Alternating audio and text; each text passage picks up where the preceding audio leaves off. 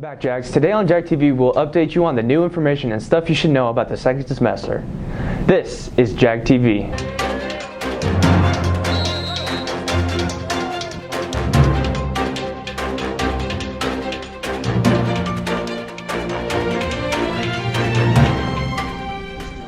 Johnson's Spirit Team hosted their dance show at Blossom Athletic Center on January 23rd. Next week, on February 3rd, the campus will host National Letter of Intent Signing Day for a select group of athletes.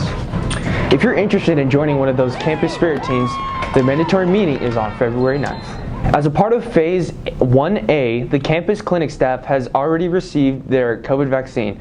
Rain has the details. With the first wave of COVID vaccines out, one of Johnson's very own on campus got theirs earlier this month. We just got an email letting us know that HEV had it available for first responders, so I just called, made an appointment, and a week later, I went and had my shot. According to Graham, getting this vaccine wasn't much different from any other inoculation. It's pretty much the same. I mean, there's not really, other than you have to make an appointment, you know. I just had a really sore arm so far. And our nurse hopes that with her vaccine, others will hopefully follow. And if I set an example and say, this is okay, I have no reactions, then maybe I can motivate people to say, okay, well, she did it, maybe it won't be so bad. For JAG TV, this has been Rain Antunes.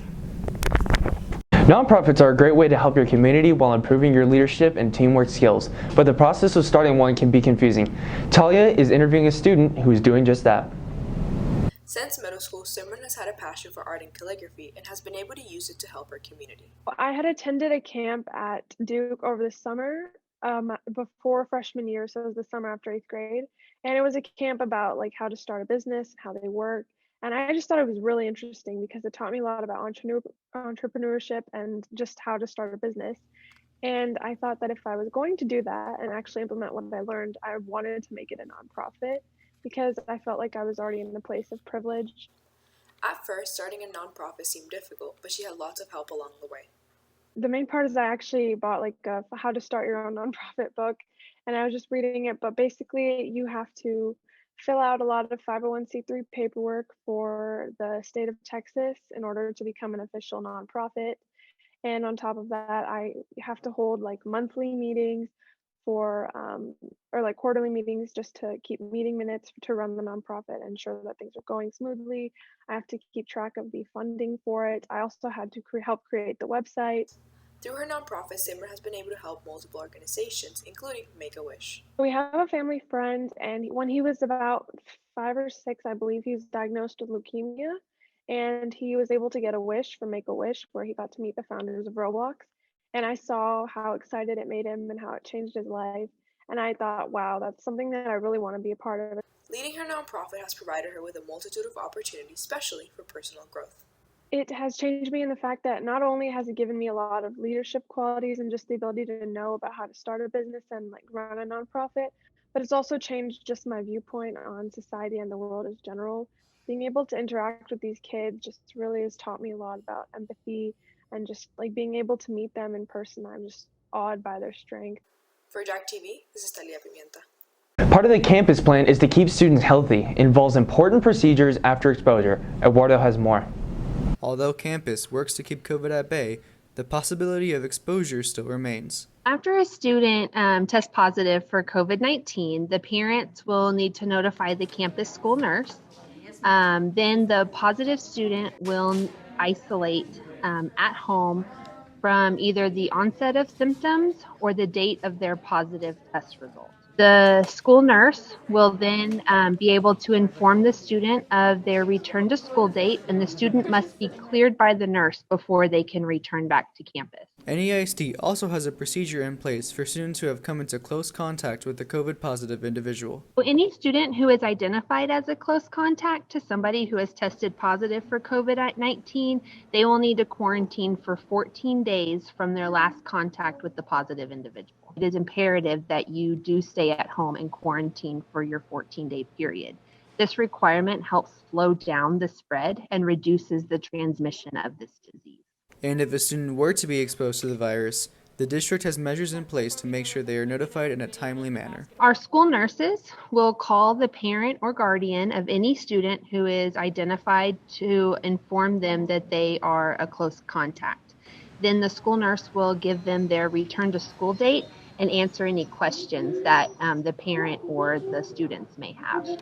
And as we continue to adapt to the virus, it's important to stay up to date with the latest developments. Parents and students and faculty can click on the Critical Updates COVID-19 link, which is found at the very top of the main NEISD website. You also can go to visit the San Antonio Metropolitan Health District and CDC website for the most current and reliable information. For JAG TV, I'm Eduardo Meza Oquebert. Here's Angie Vasquez with more of the virtual course fair created by our instructional technology specialist, Sue Carlson. Coursefair is approaching to help students prepare for the upcoming school year, but there will be some new changes in the way that it is presented. NEISD is asking for all high schools to have virtual course fairs. And so it is something that will go live on January 25th, but we do plan on keeping the video resources available. Really, that's one of those silver linings. It's going to be a library of resources for any students that are new moving into Johnson over these next few years. Freshmen, sophomores, and even current 8th graders who will soon enter their first year of high school are presenting unique concerns and opinions of their own. One downside is probably not being able to actually talk to the teachers or any students that are in that elective class or have been in that elective class, because then you don't really get a feel of what it actually might be like and how fun it is or what the classes are actually like.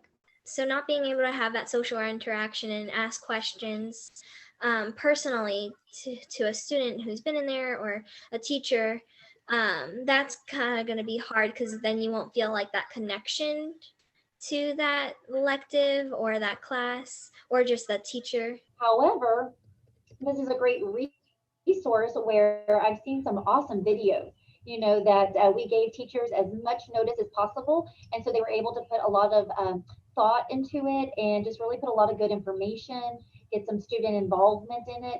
And so I think the biggest benefit is that because it's a video, you don't have to wait in line. You don't have to be there that evening. So if you weren't able to attend the course fair in the past, you just kind of missed it.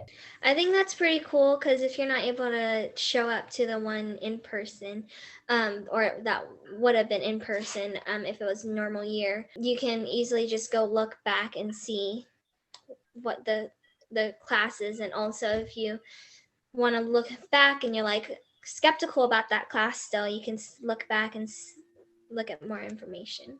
Well, I think for electives that students don't normally pick, it might be there might be less students actually participating in those next year, because you don't really get to maybe try and bond with some of the older students or the teachers themselves, and you don't really get to know what those classes will actually be like. However, what I would recommend to overcome that is you could reach out, now that you will see the teachers involved and those sponsors, you can reach out to them and see, do they have clubs and meetings or virtual meetings coming up and things like that. So you'll still kind of know who to reach out to, but I would say maybe the one downside is that there wouldn't be as much opportunity to maybe in that evening get to see more of the students that are involved in those clubs. You might have to go check out their websites, watch their videos, and reach out a little more to find those connections. But even in the face of new challenges, the school came up with additional tools to make sure that the students have the best experience possible. So there is a feature in the virtual course fair that will have a place where people can submit questions. It's a Google form, and then they can submit questions for their specific department that they have questions. Now that form will probably leave open for a few days, and then we'll be shutting that form down at some point. But as far as the video resources, we will keep posted on our course selection information webpage. Our goal is to respond to those questions within 48 hours. So I know at the beginning, we'll be right on top of it. It is separating it by department. And so we will, our goal is to probably do it within a day turnaround, but depending on the amount of questions.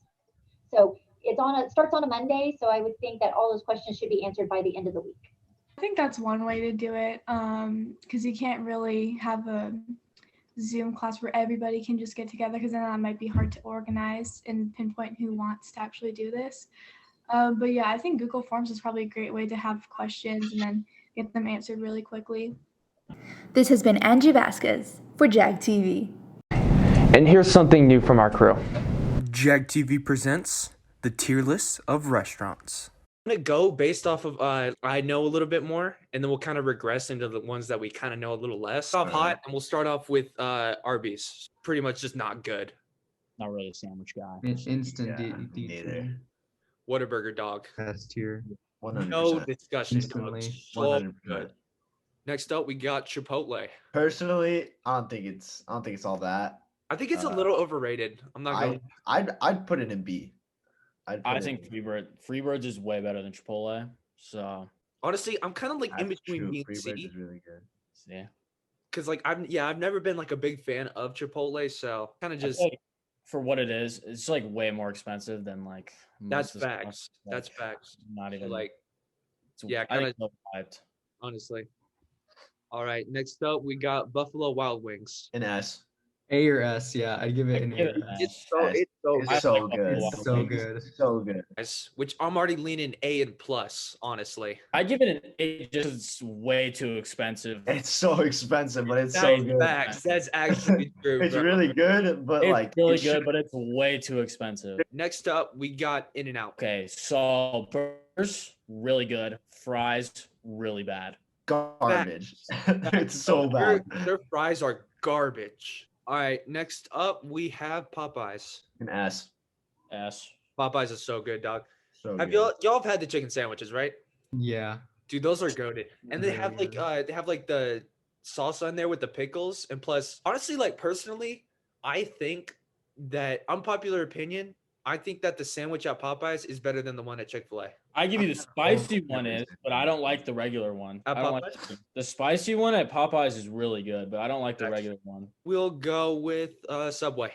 Yeah, I feel like It's that's like S? pretty that's good. a prime like sandwich place. Yeah, that's a True, prime yeah. stuff. I mean, I'm kind of I leaning don't for, know. yeah, I don't know. I don't know if we want to put Subway in the S tier. That's the thing. I kind of want to. Yeah, well, y'all don't have Yeah. control, do you? It gives sandwich places. Wait, something to be dude, better. so wait. How many? Never Wait, gonna raise your hand go if you wrong put eating Subway in the S tier. Wait, S? Yeah, S. Yeah, right I here. don't know. So is it does this thing have like lag? Because we can do like rock, paper, scissors. Yeah, I got it. All right, 3, 2, 1, turn around. Oh, Yeah, that's how we do That's it. what it all is. right. Subway goes into S tier. Are we good with this list? Yeah, I I'm mean, good with I'm it. good with it. Thank you guys so much for watching. See you next time, Jags. That's all for this week, Jags. From Studio 128, I'm Ethan Blanchett. See you next time, Jags.